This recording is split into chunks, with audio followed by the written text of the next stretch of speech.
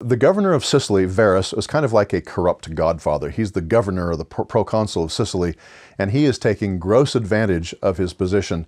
And Cicero, in his first case as a lawyer, takes him on. Now, Cicero is a young man. He's trained for the law, trained in oratory, trained in rhetoric, and his first case in public life is taking on this very powerful man, Varus. Not the kind of thing you would expect a young upstart lawyer for his first case to do, but Cicero takes him on. Now everybody knows that Varus is corrupt, so Cicero doesn't need to prove that. This is not part of his job.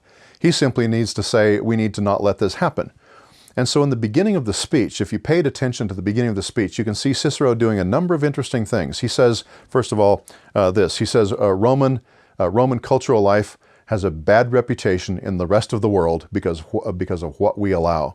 If we continue to do this, O judges and jury, if we, the Senate and the judges of Rome, continue to turn a blind eye to what everybody knows is going on, we will lose honor and respect in the rest of the world and lose our authority and our power as leaders of the orderly, civilized world. We don't want that to happen.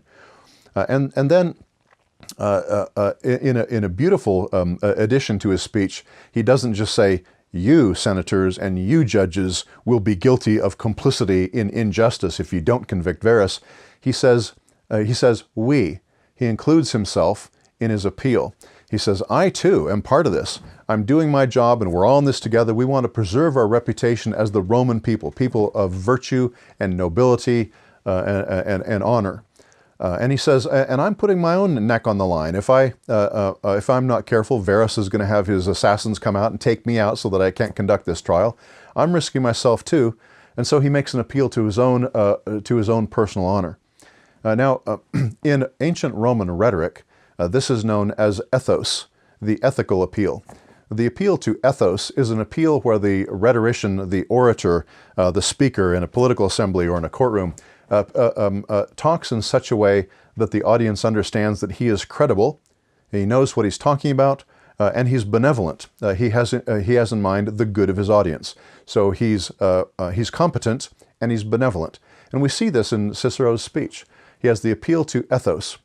He also has the appeal to logos, the appeal to logic. And he's got arguments all the way through this speech and the next speech, the speech on Antony, which you read, in which he gives logical arguments. Varus is wrong for doing this, this, and this, and we would be wrong to let him get away with it for this reason, and this reason.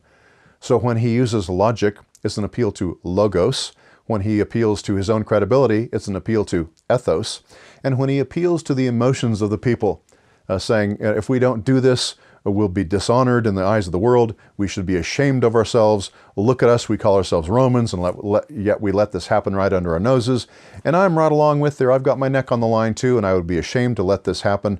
When he appeals to emotion, it's the appeal to pathos.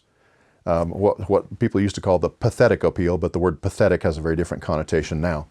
So these three appeals, logos, ethos, and pathos, are the three main appeals that a rhetorician and orator would use. And so when you read an ancient Roman speech like Cicero's, or for that matter, any act of rhetoric, like your pastor preaching on Sunday morning, or an essay in a newspaper, or an editorial online, you can still look for and see these things. What are the logical appeals?